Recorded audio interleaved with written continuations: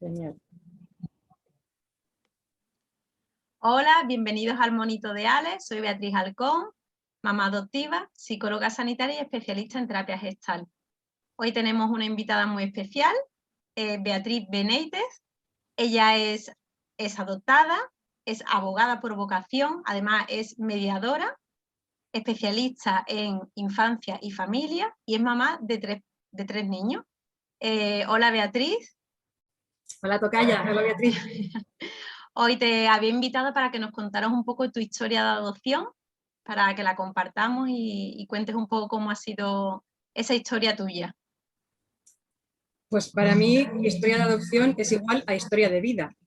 En mi caso en particular es exactamente lo mismo, porque yo nací y fui adoptada recién nacida. Entonces, mi historia de vida empieza, pues supongo que en un embarazo imprevisto de mi madre biológica, supongo que en un embarazo a solas y escondido duro, supongo que en un parto más duro todavía, supongo que en una separación y una despedida, que no sé si hubo tal despedida o no, pero en el sentido de te entrego a la vida y confío en que tengas una buena familia. Ese dato en concreto lo desconozco, intuyo que no lo hubo como tal.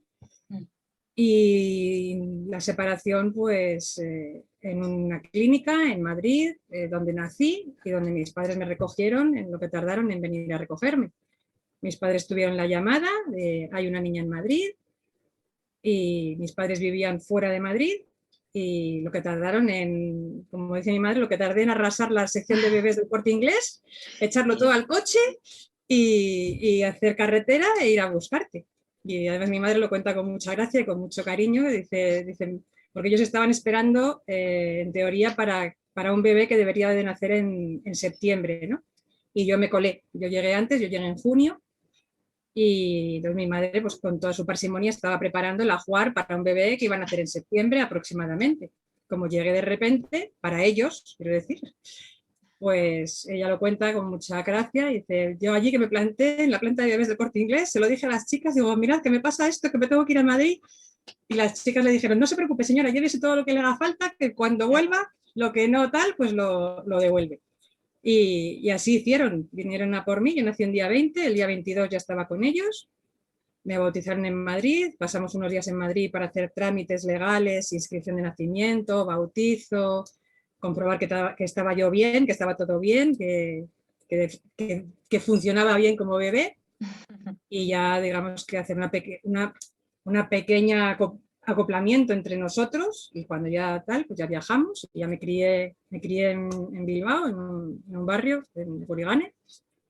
Allí estuve hasta los 8 años, ajena a mi condición de hija por adopción.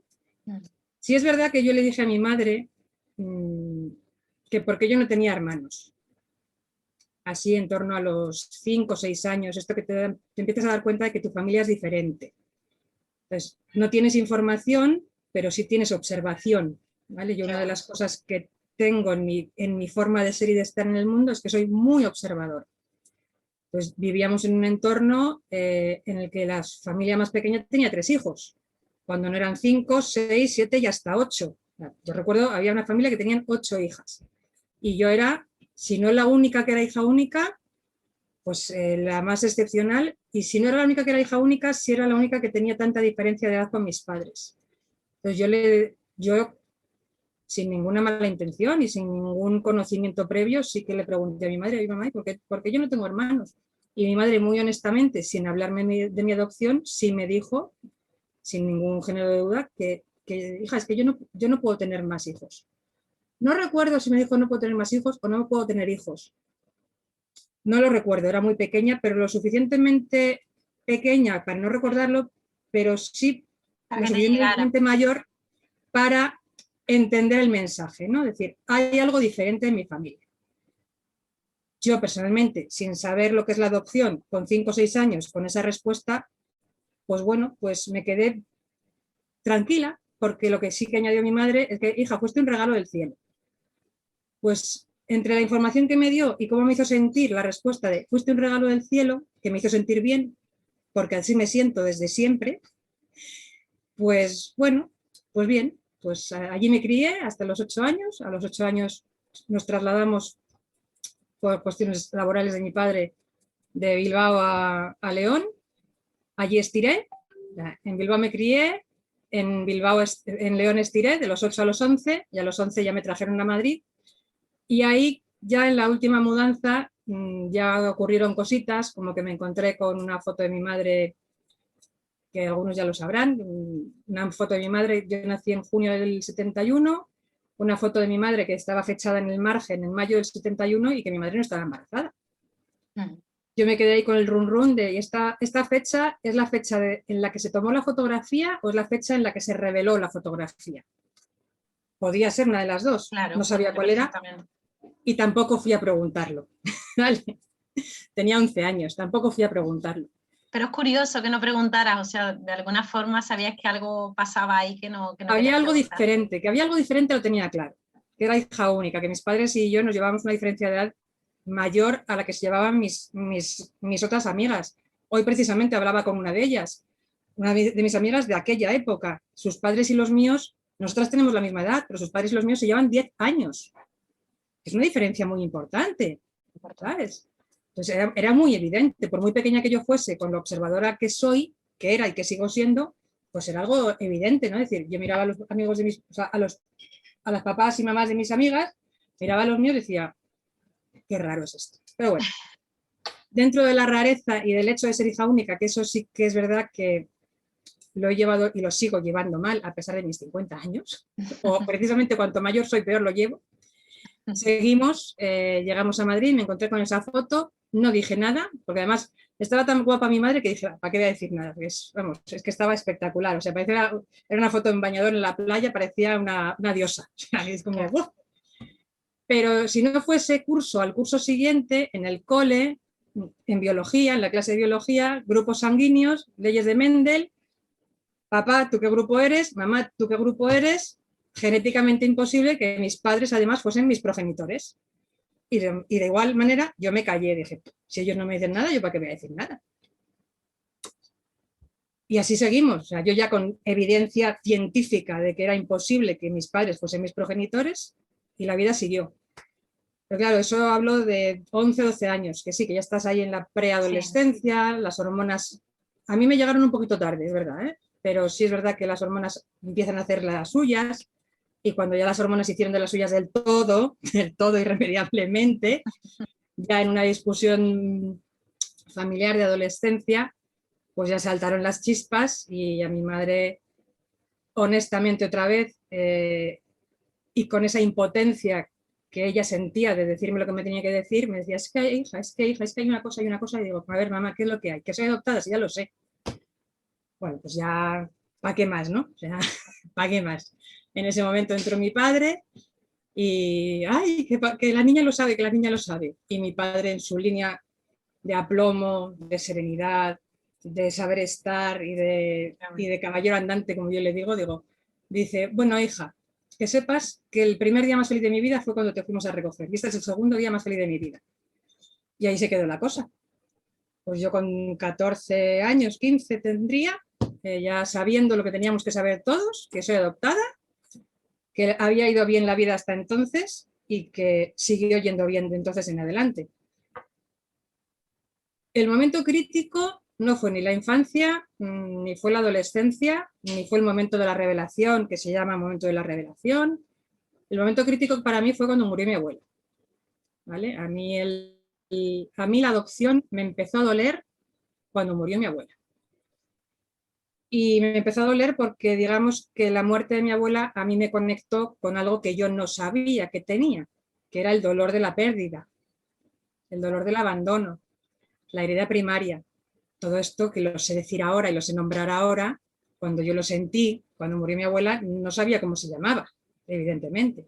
Yo sabía que a mí me dolía que mi abuela se había muerto y que estaba ahí enganchada en un duelo, que eso sí ya lo había estudiado, ¿vale? Después de mi carrera de Derecho y después de mi máster de mediación y otras cosas, una de las formaciones específicas que hice en mi desarrollo intelectual y profesional fue una formación específica sobre duelo.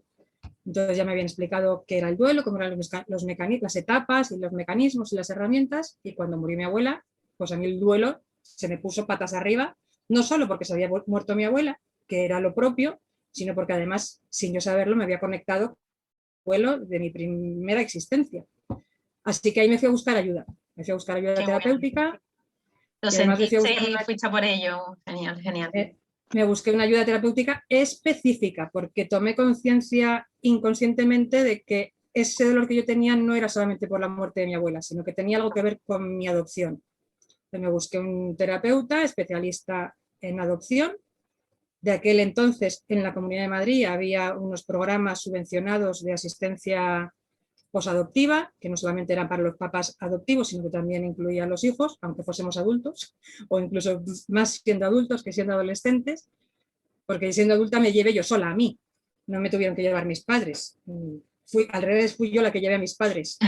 Os venís conmigo, que esto nos afecta a todos. Qué bueno. Y allí que se fueron mis papás una vez conmigo a una sesión, pues en realidad era una sesión de terapia sistémica, del sistema familiar, quiénes somos, cómo nos hemos situado, cómo estamos y qué tenemos que hacer. Y entonces, en la elaboración del duelo de la muerte de mi abuela, pues se destapó la necesidad de mi búsqueda de orígenes, de saber quién soy, de dónde vengo y cómo he llegado a ser quien soy. Así que digamos que el resumen es ese, porque después ya ha habido otras consecuencias, ¿no? O sea, pues mi historia de vida, que es mi historia de adopción, que es un equivalente, porque fui adoptada nada más nacer y soy adoptada desde entonces, pues hasta ahí, hasta mi búsqueda de orígenes que se destapó la necesidad con la muerte de mi abuelo. Qué bueno que lo nombres como historia de vida porque es que es real, es que es tu historia de tu vida y eres persona adoptada y eres tú, o sea, eres tú enteramente, ¿no? Me gustaría preguntarte, para tus padres, como dices que fue el día más, que ellos decían que era el día más bonito cuando te conocieron, ¿te han contado cómo vivieron ese día, ese momento, aparte de que fueron al Corte Inglés, sino el momento de que te vieron a ti, cómo lo vivieron ellos? Pues mis padres me cuentan sobre todo el hecho del ya estar fuera de la clínica conmigo en brazos, ¿no? Mi padre en esa, ya digo que mi padre y mi madre son absolutamente complementarios el uno de la otra y la otra del uno. Mi padre es muy racional, un hombre de empresa, muy cabal, muy tal, y mi madre es música, es licenciada en piano, es la sensibilidad personificada y bueno, pues hacen muy buen tándem y digo hacen porque lo siguen haciendo y son muy funcionales y entonces ellos me cuentan y además está por escrito, tengo documento escrito, tengo testimonio escrito de una carta escrita por, ahora mismo no me acuerdo si por mi padre o por mi madre, claro, me da lo mismo, pero la conclusión es que ya somos tres. Ese es el resumen, ¿no? A la salida de la clínica ya somos tres. Y así seguimos, o sea, seguimos siendo tres. Por mucho que yo además tenga marido, por mucho que yo además tenga 3 hijos, por mucho que bueno, seguimos siendo papá, mamá y niña. Aunque yo tenga 50 años, da lo mismo. Maravilla. Vamos, que También, en tu caso el apego, perfecto, vamos. Yo creo que sí, yo lo veo un apego seguro. La cuestión es que ni ellos ni yo éramos conscientes de la herida que yo traía antes de ellos. Claro. Ni ellos ni yo no podíamos ser conscientes, porque yo no tenía capacidad intelectual de recordar qué es lo que había pasado y qué impacto había producido en mí, ni ellos tenían tampoco los recursos, las herramientas. Era otra época Aunque ellos, también. claro, es que hablamos de hace 50 años, entonces, No. aunque sí es verdad que a ellos les dijeron, tenéis que decirle a la niña lo antes posible que es adoptada, no fueron capaces. Claro, tampoco les dieron una explicación, digamos que les dieron una instrucción, tenéis que hacer esto.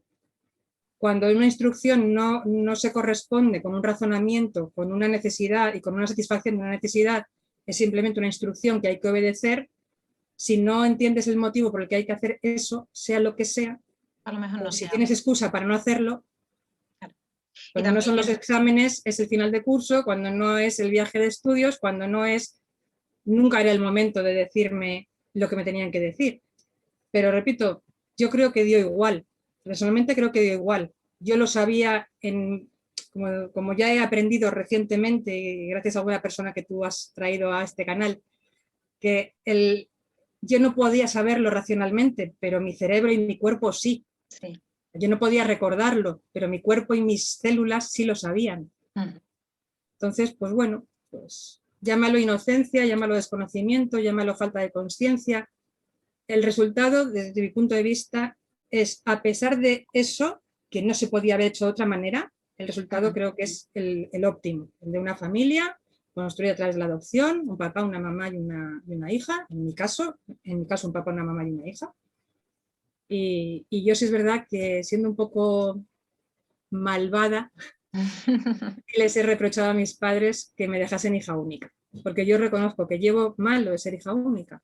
Lo de ser adoptada lo tengo integrado, es parte de mi vida, parte de mi historia, por no decir es mi vida y es mi historia, pero lo de ser hija única sí que lo llevo un poquito peor. Y sí, sí se lo he dicho, digo, a ver, habiéndolo hecho una vez, habiendo hecho un proceso de adopción una vez, ¿por qué no hicisteis al menos otro? Y bueno, pues ahí ya salen sus miedos, después de haber sido capaces de superar el proceso, las entrevistas, todo el expediente, la documentación y tal, ya después de tenerme a mí, es como, uff, qué pereza volver a empezar con aquello. Y además el miedo que era real, que mi padre me lo decía, dice, es que teníamos miedo de que pudiese venir un chico que fuese mayor que tú y que te pudiese hacer daño. Pues con ese miedo a mí me dejaron hija única. Claro. Porque era verdad que en aquel momento podía ocurrir que viniese una personita que fuese mayor que yo en edad, aunque llegase después, sí, que fuese en mayor aquella que yo época en edad, sí se podía. Por eso, en aquel momento sí podía ocurrir. Hasta el año 87 podía ocurrir eso. Y de hecho como anécdota tengo que la primera mediación que yo hice justo era ese modelo de familia. El que mis padres tenían miedo que ocurriese era eso. Yo acompañé en su búsqueda de orígenes a una chica que era la primera en llegar a su casa, pero era la pequeña de edad, porque después de ella vino un hermano varón, 3 años mayor que ella, y eran y son los hermanicos, ¿vale? O sea, fue todo fantástico, pero mis padres tenían miedo de que no fuese fantástico. Me recuerda, Beatriz, me recuerda a una frase que he leído hace poquito en tu muro de Facebook sobre el miedo de los papás adoptivos, ¿no? Que tienen que seguir, no recuerdo exactamente las palabras, pero bueno, seguir con el miedo y a pesar del miedo. Y yo creo que es algo fundamental, yo como mamá adoptiva creo que es algo fundamental que los papás y mamás adoptivos pasamos, ¿no? El miedo está antes del proceso, durante el proceso y en parte los que, bueno, hemos decidido, en mi caso, a día de hoy, porque no sé a día de mañana, pero a día de hoy, no pasar por el proceso otra vez, pues lo que es fundamental es el miedo, ¿no? El miedo de que, bueno, está yendo bien y si no va bien la próxima vez. Y además por el miedo porque ya tienes a tu hijo en casa, entonces, claro, tú a quien proteges a tu hijo. Claro. Y a quien proteges a quien tienes en casa, ¿no? No al que a día de hoy pues todavía no existe, ¿no? Entonces, bueno, pues yo lo puedo llegar a comprender. Al final es algo muy, claro, es algo muy, muy característico de los papás y mamás adoptivos, ese miedo, ¿no? Entiendo también el miedo de tus padres en aquella época, que no era común que les dijeran, dile que es adoptada. Lo normal es que le dijeran, cállate, no se lo diga, ¿no? Y a pesar de ello, pues surgieran sus miedos y nunca fuera el momento. Es como has dicho la frase, ¿no? Lo hicieron como pudieron hacerlo en ese momento. Lo mejor que pudieron y supieron con los medios que tenían a su alcance en ese momento. Exacto, exacto. Así que esa es la historia. Me gustaría, claro, en tu caso tú fuiste adoptada justo, nada, horas después, ¿no? Sí, sí. Claro, las personas adoptadas recalcan mucho el sentimiento de cuando van a una familia nueva, ¿no? Ese sentimiento de miedo, de temor, incluso a veces de pánico. En tu caso, no es consciente porque eras tan pequeñita que no es consciente. Es inconsciente, pero es real. Exacto, exacto. Pasas a un contexto inconsciente, nuevo. pero es real. Exacto, eso es lo que quería que resaltáramos. Que no es solamente importante el sentimiento de los papás y mamás adoptivos que van por ese niño tan deseado, sino también lo que sienten los pequeños al final adoptados, que pasan de una situación, no eras consciente, pero pasabas a un sitio totalmente desconocido. Yo lo resumo en lo siguiente, o sea, yo nada más nacer perdí todo mi mundo. Y Exacto. perder todo tu mundo es tener miedo a morirte, o sea, implica tener miedo a morirte. Exacto. Aunque no seas consciente de que lo estás sintiendo. Es imposible creo que es imposible tener recuerdo consciente. Es probable que con alguna intervención terapéutica, a lo mejor con hipnosis, a lo mejor con regresión, Pueda fluir, claro. a lo mejor hay alguna técnica que te permita llevarte a ese momento de tu existencia, al momento del nacimiento, incluso antes, ¿no? Me consta que hay posibilidad incluso de ir a la vida intrauterina y tal, pero yo no he experimentado con eso, ni falta que me hace. Estoy bien como estoy. Ya siento consciente de que lo que pasó produjo un impacto en mí que me debió de dejar en estado de shock durante posiblemente el resto de mi vida, pues bueno, y que a pesar del shock y a pesar del miedo, aunque sea inconsciente, pues he podido desenvolverme, desarrollar unas capacidades, tener limitaciones en otras. Y bueno, y me ha costado bastante tiempo darme cuenta de qué ha sido lo que he desarrollado, a lo mejor un poco más para compensar las limitaciones y qué limitaciones he tenido, que las he tenido y las sigo teniendo. Esa diferencia que tú notabas a lo largo de tu vida, en el colegio de alguna forma también lo sentiste, se habla mucho de... Precisamente es una de las cosas en las que lo noté en el colegio, en el ámbito social. Académicamente hablando, no voy a decir que me considero una privilegiada, pero vamos, sin problema, ¿vale? He pasado los cursos, rindiendo casi de acuerdo con mi capacidad, siempre un poquito por debajo de mi capacidad para no dar satisfacción plena a mis padres. Que mi padre es el de la parada de los talentos, de si tienes 10 tienes que rendir 10, si tienes 1 tienes que rendir 1. Y yo le decía, digo, papá, que no, que yo me quiero quedar en el 7. Digo, aunque yo tenga 10, que puede que lo tenga, yo me quedo en el 7. Y así he ido toda mi vida, sin ser mediocre, pero tampoco sin ser brillante, ¿no? O sea, ahí en un perfil medio alto. Entonces, desde el punto de vista académico, intelectual, he estado ahí. Pero sí que después con el tiempo y con la perspectiva dices, ya, ahí bien. Dice, ¿y emocionalmente cómo te desenvolviste? Pues mal no, fatal. Mal no, fatal. O sea, no he comido desde que tengo, o sea, mi madre me lo recuerda, dice, comiste como un buzón desde que naciste hasta los 3 años, algo pasó a los 3 años que dejé de comer hasta los 24. Esto, cuando fui una vez a terapia y me dijo la terapeuta, dice, bueno, vamos a ver, aparte de esa anorexia infantil y juvenil que desarrollaste, ¿qué más hay? Yo me quedé ojiplática, digo, ¿anorexia? ¿Qué dice? Y me dice, a ver, Beatriz, ¿cómo se llama la gente que no come? Digo, vale, sí, tiene ese nombre, pero yo no me sentía de esa manera, obviamente. Claro, pero era inconsciente, claro. Exacto. Entonces, por un lado, el no comer, que ha sido la pesadilla de mi madre. Porque además mi madre cocina que te mueres. La pobre. Se ha quedado con ganas de familia numerosa, ha cocinado siempre como si tuviese media docena de hijos, entonces le viene solo una y encima que no come. Bueno, pues ya para qué más, ¿no? Pues por un lado eso. Y por otro lado, eso implicaba que en el colegio que me quedaba a comer no tenía recreo, porque me quedaba la última del comedor. Como no tenía recreo, tampoco tenía opción de relacionarme con mis compañeros. Pero es que tampoco lo necesitaba, porque yo andaba sola siempre en el patio. Y no es que andaba sola, es que andaba, mi madre lo recuerda, con no sé qué cargo tenía en el cole, para mí era el padre Carlos, que es el que vigilaba el patio. No, que era mi amigo Carlos. Yo a mi madre hablaba de mi amigo Carlos. Cuando un día va mi madre lo cuenta con mucha gracia, cuando dice, un día voy a buscarte, dice, más de un día me pediste el bocata del recreo también para tu amigo Carlos. Y mi madre me preparaba el mío y el de mi amigo Carlos. Claro. Y cuando un día va mi madre a buscarme al cole y pregunta por Beatriz y pues está allí con el padre Carlos, entonces mi madre ya dice, ¿cómo que con el padre Carlos? Qué bueno. ¿Pero no es su amigo Carlos? No. Y sí, claro que era mi amigo, porque era con el que yo estaba en los patios, no estaba con los niños, estaba con el padre que llevaba un colegio de curas que vigilaba el patio.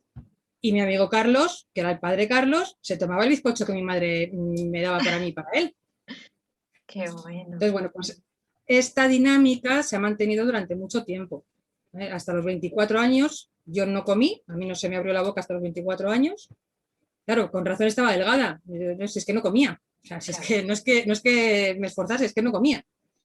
Y después la parte social, pues ha sido un poquito complicada. O sea, tengo amigas, tengo buenas amigas, pero de una en una y a poquitines. Y de hecho las mantengo. Esta misma mañana he hablado con una de ellas que comentábamos, ¿no? Claro, es que mis padres son mayores que los tuyos, ¿no? Es que son 10 años de diferencia, pues lo seguimos comentando, ¿no? Y en la para edad, mí, el impacto ha sido ese, en la parte social, emocional, cómo yo me he relacionado con la gente que me rodea y lo sigue haciendo. ¿Y en la edad adulta? ¿Cómo ha significado para ti ser adoptada? Ese hándicap de ser adoptada, ¿cómo? A ver, para mí todo en la vida tiene un yin y un yang, todo tiene una parte positiva y una parte negativa. Entonces, como digo, la parte positiva ha sido mi capacidad intelectual, que que si hoy me tuviesen que diagnosticar, aparte de decirme esta terapeuta, aparte de esa anorexia, ¿qué más hay? A mí me habrían diagnosticado de trastorno de déficit de atención sin duda alguna, sin duda alguna. ¿Cuál es la diferencia entre yo, una señora de 50 años, y mi hijo de 25? Que a mi hijo de 25 sí se lo han diagnosticado y ha estado tratado y tal. Pues que cuando yo tenía los años de mi hijo, pues no había ese diagnóstico, era una niña movida, era una niña inquieta, era una niña que era la pesadilla de mi madre para la comida y la pesadilla de mi abuela para salir conmigo a la calle o para hacer tareas del cole. Porque yo no andaba, yo iba brincando a todas partes, iba saltando siempre. Me subía a todos los bordillos, a todos los, o sea, pues eso, inquieta, una niña hiperactiva. Me subía a todos los columpios, saltaba de todas partes. Y además, para las tareas, mi abuela era maestra, wow. Suerte para mí que mi abuela era maestra, y mi abuela hizo que me centrase. Que me centrase en el sentido de, yo estaba ya en la carrera, estaba 5 o 6 horas encerrada en mi habitación, de las cuales estaba más de la mitad de las horas distraída con la tele, perdón, con la tele no, con la radio, grabando canciones con el cassette en la radio, dibujando, mirando por la ventana, no sé qué, y a lo mejor conseguía sentarme y centrarme 2 horas. Pero yo no necesité medicación, pero tuve una santa abuela que, Beatriz, céntrate, pues, estaba ahí pendiente de ayudarte. Era hija única y tenía 3 adultos a mi disposición, que aunque mi padre viajase mucho y estuviese mucho tiempo fuera, el tiempo que estaba conmigo era de dedicación absoluta. Una madre pesada, como te correspondía, y una abuela doblemente pesada, que además era maestra. Entonces, entre todos consiguieron que yo académicamente rindiese de acuerdo con mi capacidad intelectual, a pesar de mi movimiento constante, mi distracción constante. Como le decían a mi madre en la... Sí, primero de BUP, o sea, con 13, 14 años, es que esta hija suya está muy disipada. Entonces, pues bueno, entre las hormonas que tocaban en ese momento, ya mi trayectoria previa de siempre, de no parar quieta, de estar siempre en movimiento, de tal, pues bueno, pues es lo que había. Y gracias a mi abuela me conseguí centrar. Entonces, la parte académica, bien, librada. La parte social, emocional, ya digo, las amistades de una en una, imposible estar en grupo, y después ya en la edad adulta, mis relaciones individuales, íntimas, de pareja, pues se han visto afectadas por mi debilidad, llamémoslo de alguna manera, por mi falta de confianza en mí misma, por mi inconsciencia de mi herida, por mi secuela de mi separación, por mi secuela de mi pérdida. Yo ahora sí soy capaz de nombrarlo como yo no me he sentido abandonada, pero ahora sí soy consciente cómo mis relaciones íntimas se han visto condicionadas por mi miedo al abandono. ¿Vale? Inconscientemente se han visto afectadas por mi miedo al abandono, de forma que he sido yo la que tomo la iniciativa, he sido yo la que he puesto punto y final, antes de que me abandones tú, te abandono yo, y bueno, estas cosas que ya vamos sabiendo, pero que cuando estás viviéndolo no eres realmente consciente de qué está pasando y por qué está pasando de esa manera. ¿Y por qué te mueves así? Claro, es complicado. Eso. Y después también tengo que decir que mi condición de persona adoptada ha tenido mucho que ver en mi vocación profesional y en mi desempeño profesional. Exacto. Así que igual que te digo que me puede haber perjudicado, o de hecho me ha perjudicado en algunos ámbitos de mi vida, en otros ha sido algo positivo. Yo lo considero positivo, porque para mí tener una vocación es un don y es algo que hay que aprovechar. Y además me acuerdo al decirte esto de mi tío, que fue mi padrino también, que era fiscal, y cuando supo que me iba a dedicar al derecho y a la abogacía por mi cuenta, cuando ya dejé de ser empleada por cuenta ajena, me decía, ay, hija, qué bien que tienes vocación. Digo, sí, tío, tengo vocación. Digo, he tardado un poquito en descubrirla. Digo, pero sí, claro que tengo vocación. Y de hecho, nada más terminar la carrera, me fui a intentar que todas las adopciones fuesen como las mías. Me fui a protección de menores a ver qué había que hacer para poder trabajar allí. ¿Cuál fue la realidad? Que me sobrecogió, que aparte que en aquel momento de la legislación menores era todo un conglomerado, eran menores de protección y menores de reforma todos juntos. A mí aquello con mis 20 y pocos años me sobrecogió, porque yo lo que quería es que todos los niños tuviesen una adopción como la mía, y cuando descubrí que aparte de los niños que necesitaban una medida de protección, acogimiento, adopción, tutela, guarda, lo que fuese, que además había los niños malotes, yo con mis 20 y tantos no fui capaz. Dije, uff, no, esto no es para mí. Pues durante un tiempo me dediqué a la empresa y a otra cosa mariposa, y Hasta la que, vida, me trajo, dice que no te quieres enterar, que sí, que lo tuyo es esto. qué Pues ya bueno. me despidieron, ya me terminé de formar en protección de menores, en reforma de menores, en derecho de menores y en mediación, y ahora los que para mí con 20 y pocos eran un vértigo que no podía soportar, ahora son mis niños favoritos. Qué bueno, qué bueno, qué bueno. Al final la vida te trajo donde te tenía que traer. Por mucho que tú no Efectivamente, quisieras, que quisieras evitarlo. Qué maravilla, qué maravilla. así lo Beatriz, siento yo. y bueno, aprovecho para decir que hay una entrevista súper bonita con Beatriz, que ya está colgada en YouTube hace un tiempecito, que habla sobre la mediación en adopción desde su punto profesional y personal, que es obvio que también está ahí, ¿no? Así No que lo puedo separar. les invito a que lo vean, que es maravillosa. Y Beatriz, ¿eres mamá de tres niños? Bueno, de un hombre, otro hombre y una adolescente, sí. Muy bien, muy bien.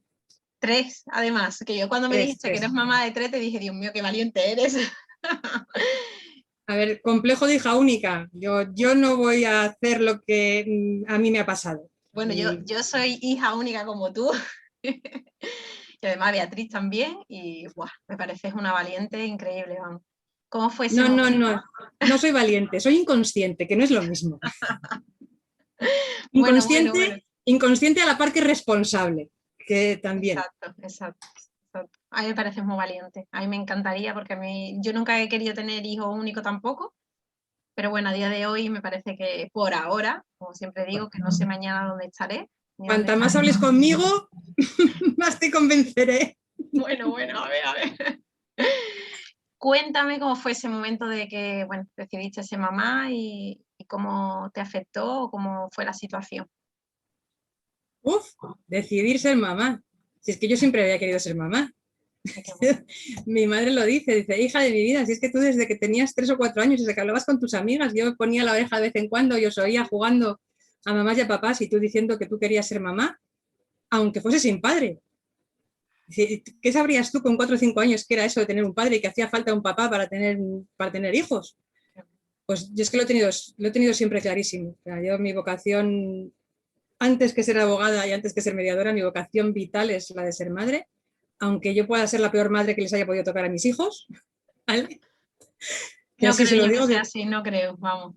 yo se lo digo, siento que os haya tocado la peor madre del mundo, pero es la que os ha tocado y como os quiero infinito, pues os fastidiáis. Yo eso también se lo Así, digo a mi hija, ¿eh? Digo, ay, Dios, qué mala suerte has tenido que te ha tocado esta madre. Pero bueno, pues, pues esa es la gracia, ¿no? Que cuando se hacen las cosas, si no por decisión, sí con responsabilidad, porque, a ver, yo siendo honesta no te voy a decir que yo decidí con 19 años tener un hijo. A ver, lo decidí porque decidí seguir adelante, obviamente, pero no fue un plan, fue un acontecimiento, ¿vale? Fue un acontecimiento que fue bienvenido y aceptado y con responsabilidad y con conciencia, a pesar de la inconsciencia. Después ya otro y la tercera es ya, esa digamos que es, esa yo se lo digo a ella, dice, cuando dice, jo mamá, y yo, digo, tú estás aquí porque tu padre quiso. Porque tu padre quiso. Que estaba muy bien eso de ser padrastro, pero que además de ser padrastro, que estaba muy bien, no pasaba nada por además compartir genes, ¿no? te Entonces, apetecía. pues, Qué digamos bueno. que tengo de todo, ¿no? Tengo hijo no matrimonial, hijo matrimonial, hija también encargada de común acuerdo con su padre. Qué bueno, qué bueno. Y tus hijos saben tu historia perfectamente, me imagino que con normalidad, es parte Bueno, tuya, mis hijos mayores lo supieron cuando hice mi búsqueda de orígenes. claro. con 30 y tantos años yo, y mi hija pequeña sí que es verdad que lo ha sabido desde siempre. Entonces, hay una gran diferencia de edad entre mis hijos mayores y mi hija pequeña, hay mucha diferencia de mi momento vital con mis hijos mayores y mi hija pequeña, y lo más importante de todo, la diferencia de que cuando mis hijos mayores nacieron yo vivía ajena a mi adopción, y cuando mi hija pequeña nació yo ya estaba tocada por mi adopción, porque cuando me fui a casar con su padre ya me encontré con los datos de mi madre biológica sin haberlos buscado. Pues digamos que entre que eso me pasó y después al poco tiempo de nacer mi hija murió mi abuela, pues como que ya la dinámica ha sido diferente, ¿no? Ya se pusieron los astros juntitos para decir que esto tiene que ser de esta manera, no de esta otra que tú vivías ajena al hecho de ser adoptada, que lo eres, que no lo puedes evitar. ¿Y cómo fue la búsqueda de orígenes, ya ahora que lo has comentado?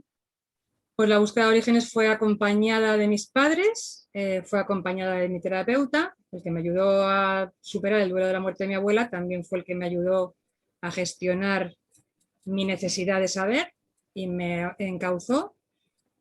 Y bueno, lamentablemente yo no sabía que existía una profesión que se llamaba mediador y que podía hacer estas cosas por mí o para mí, y lo hice yo como mejor pude, con el apoyo de mis padres, el apoyo de mi marido, el apoyo de mis hijos, el apoyo de mi terapeuta, pero el impacto emocional me lo comí yo sola. Y bueno, pues fue una sobredosis de emociones, un poquito difícil de digerir y de gestionar, porque aunque fueron emociones positivas y fueron emociones para bien, fueron tan potentes que costó. Tuve que seguir con la ayuda externa un poquito más. Me decía, dice, es que ahora hay que, después de la borrachera viene la resaca, dice, así que ahora vamos a colocarlo y bien, que me hubiese gustado que fuese de otra manera el proceso en sí, sin duda, porque si el proceso en sí hubiese sido de otra manera, el después también habría sido de otra manera. Que igualmente, igual que con mis padres, han hecho lo mejor que han podido, lo mejor que han sabido, con lo que han tenido a su alcance, pues mi madre biológica y yo también hemos hecho lo mejor que hemos podido con lo que hemos tenido en el momento que estábamos. Exacto. Que ahora yo tengo una formación adicional, que además es mi profesión y que hago ese trabajo para otras personas, sí, pero entonces no. Entonces, pues bueno, pues creo que fue bien para las dos, que fue calmar el dolor para las dos, porque ella también tenía su dolor de no saber qué había sido de mí, no tener certeza de que la decisión que había tomado ella por mí, para mí y por ella y para ella, habría sido la mejor o no. No sabía si había de una familia buena, cómo era, cómo no era, cómo estaba, cómo dejaba de estar. Pues ya poder saberlo, ya digamos que también le tranquilizó el espíritu, y lo poquito que pudimos disfrutar lo disfrutamos, en el sentido de yo tomar conciencia de dónde venía. Yo considero que el hecho de ser adoptada para mí implica una doble pertenencia, ¿no?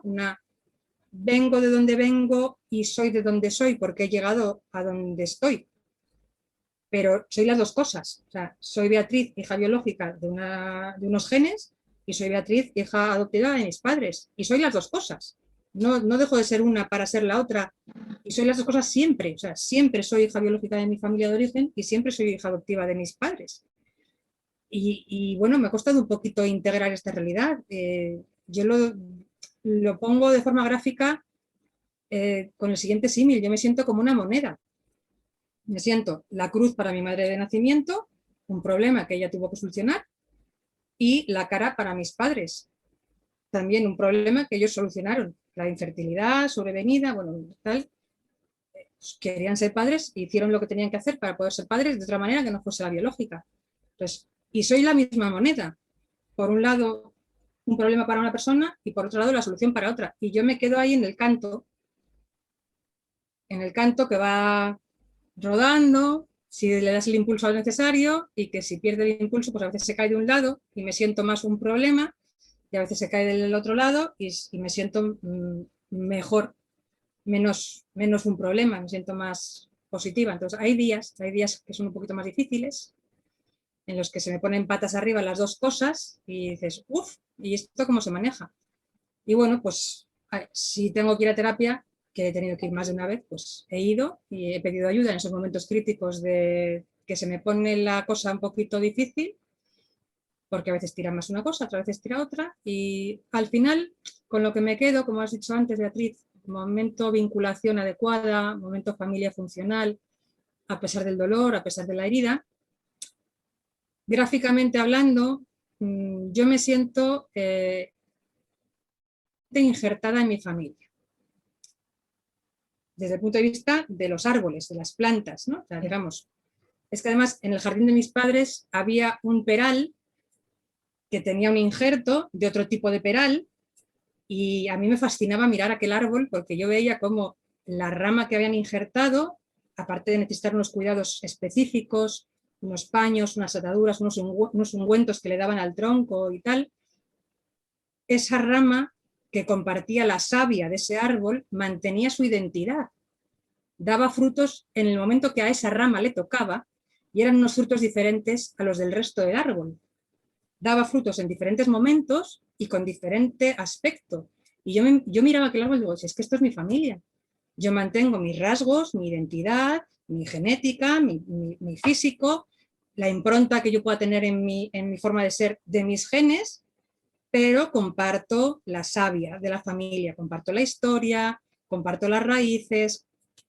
Entonces crezco a la vez que crece el árbol, aunque mantenga mi diferencia. Y llámame romántica, llámame ñoña, llámame lo que quieras, pero yo aquel árbol para mí era el reflejo de mi familia. Y yo creo que una buena integración familiar a través de la adopción debería de ser eso. Y me da mucha pena cuando veo que eso no ocurre, cuando veo que esa rama injertada termina desprendiéndose del árbol porque no ha habido una buena vinculación, porque no se comparte la misma energía familiar, porque no se respeta la diferencia, porque se ignora la diferencia. Porque no se gestionan tampoco esas diferencias. Qué belleza con lo que lo has explicado, Beatriz. Qué belleza, vamos.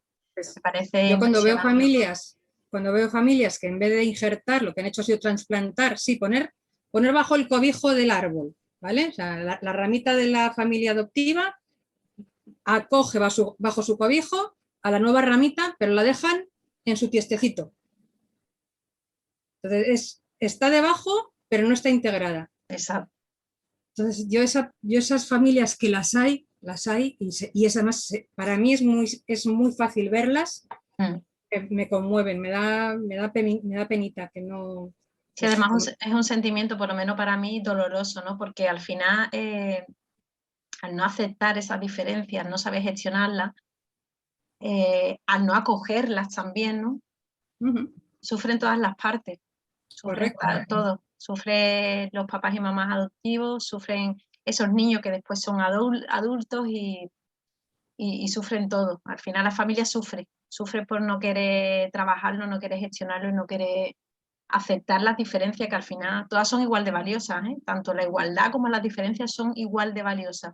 Para mí la diversidad es un valor en alza, además. Exacto, exacto. Para mí personalmente. Y ahí es donde es importante que las familias de acogida, iba a decir, de adopción, tienen que ser conscientes del amor incondicional que también se tiene que dar. Porque el amor condicional no ayuda a veces. Es el amor incondicional. A pesar de todo, aquí lo que nos une es el amor.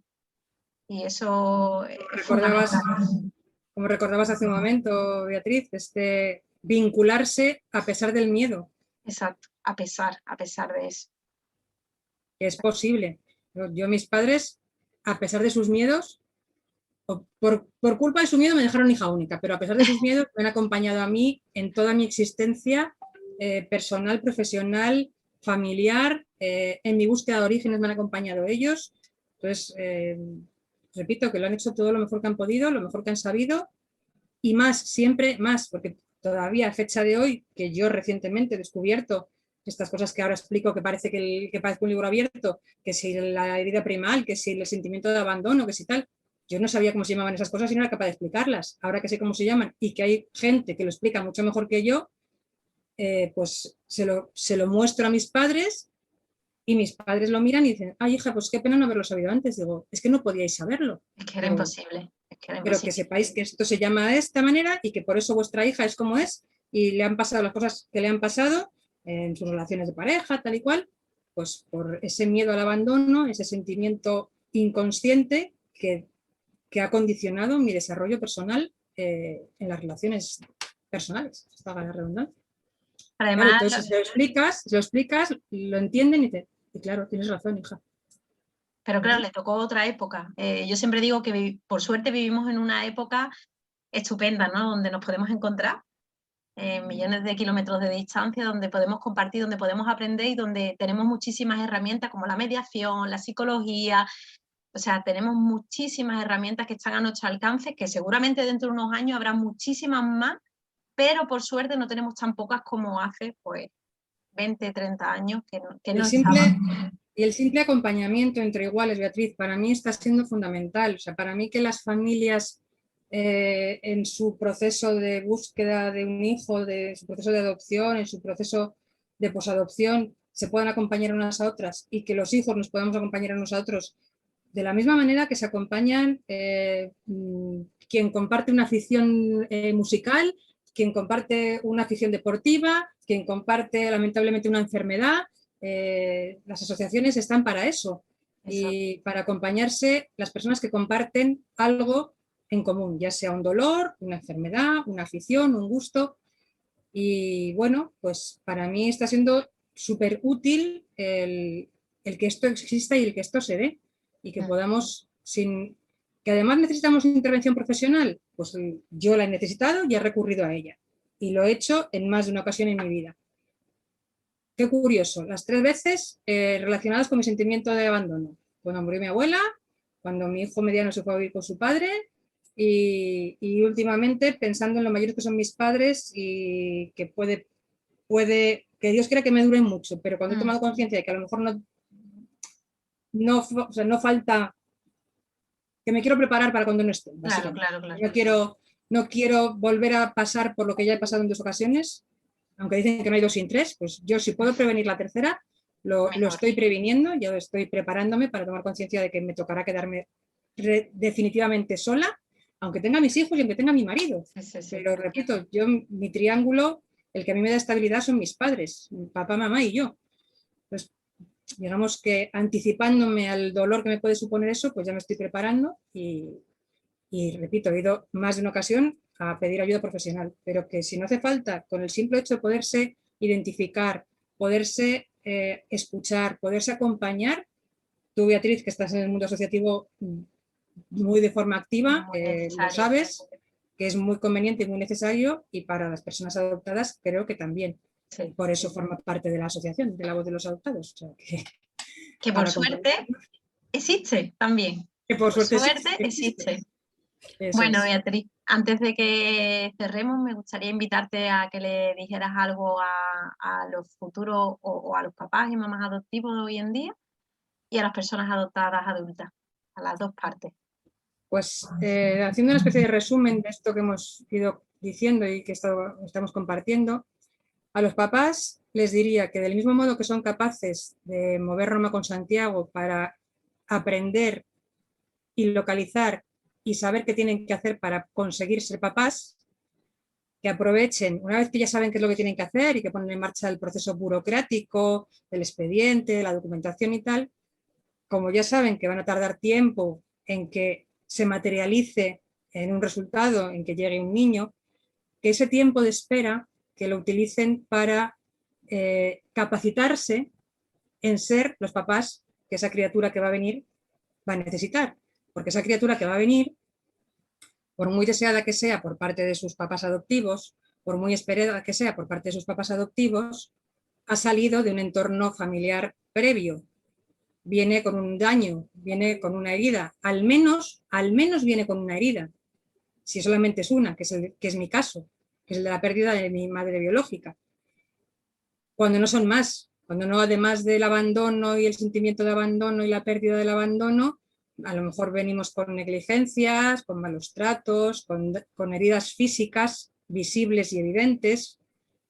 Pues para mí el tiempo de espera de los papás debe ser un tiempo que inviertan ellos en examinarse muy profundamente ellos, sus capacidades para atender las necesidades específicas que su hijo o hija por adopción va a tener sí o sí.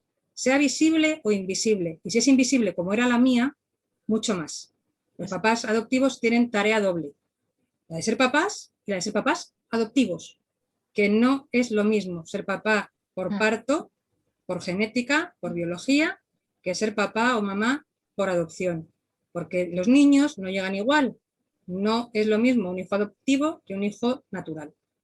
No es lo mismo, y no solo desde el punto de vista físico, desde el punto de vista del estadio en el que llegamos los niños a la familia.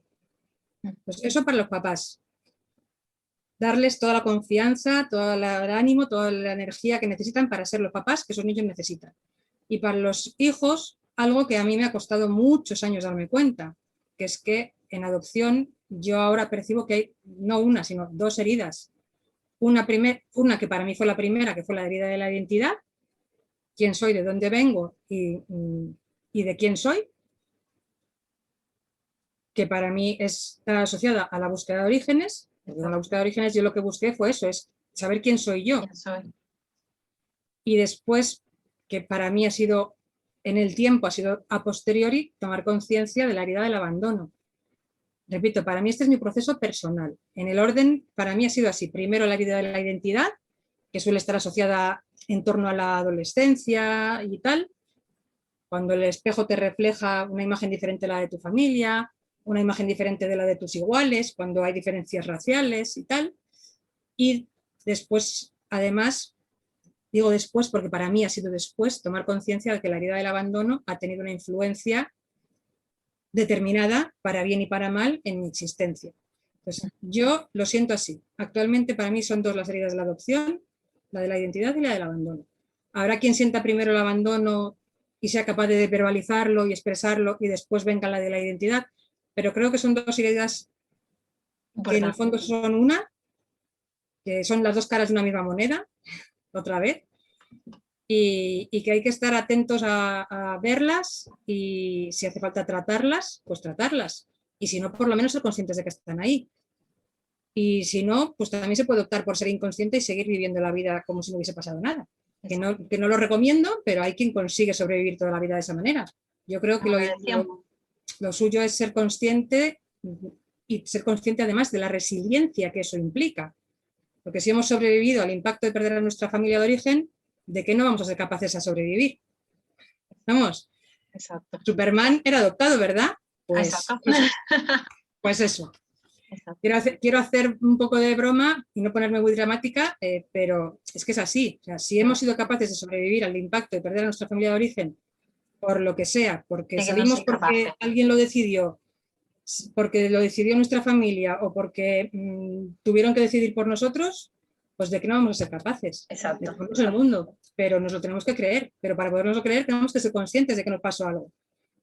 Hay quien decide que no, a mí no me ha pasado nada, yo estoy bien así, pues fantástico, pero yo creo que es más positivo tomar conciencia de la herida, de la supervivencia y de la resiliencia que no seguir viviendo en la nebulosa de la inconsciencia, en la niebla de la adopción, que ya es algo que he empezado a oír muy recientemente y de lo cual me he sentido absolutamente identificada y dices, si eso es lo que me aplica a mí, si yo he vivido inconsciente a mi adopción hasta... Pero sabiendo que había algo. Efectivamente, sabiendo que estaba, pero sin ser consciente del impacto. Exacto, por eso no negando el hecho, no negando la existencia, pero sin ser consciente del impacto. Exacto. El impacto, repito, para bien y para mal, que los que sois usuarios de la adopción, que estáis familiarizados con los términos adoptivos, que sois familia por adopción o estáis en proceso y conocéis la serie This Is Us, pues yo me veo un poquito Randall, ¿vale? Sin ser un cerebrito como él, pero me veo un poquito Randall, que si os dais cuenta, pues eso, es un tipo súper inteligente intelectualmente, él es de perfil muy alto, yo he sido de perfil más medio bajo, pero anímicamente hablando, pues eso, su mujer que no se la toquen, sus niñas que no se la toquen, su madre que no se la toquen, como un poquito... Y con una necesidad de cuidado emocional importante, ¿no? Exacto. Entonces, y que no le había dado importancia, además, que es una de las características. Pues más o menos así me he visto yo, y siento si hago spoiler de la serie, pero es que el personaje, a pesar de que no compartimos color ni género, va conmigo, porque eso además... Yo me he convertido en cuidadora y me he descuidado yo. O sea, yo con tal de salvar a los demás, me he dejado de atender yo. Entonces, pues bueno, pues hay que poner un poquito de límites. Pues Beatriz, 1.000.000 de gracias. Me ha encantado, como siempre, tenerte aquí en mi canal, escucharte, aprender de ti y nos vemos pronto, ¿no? Cuando tú quieras, Beatriz, estoy a tu disposición, ya lo sabes. Un besito muy Gracias, grande. papá. Chao.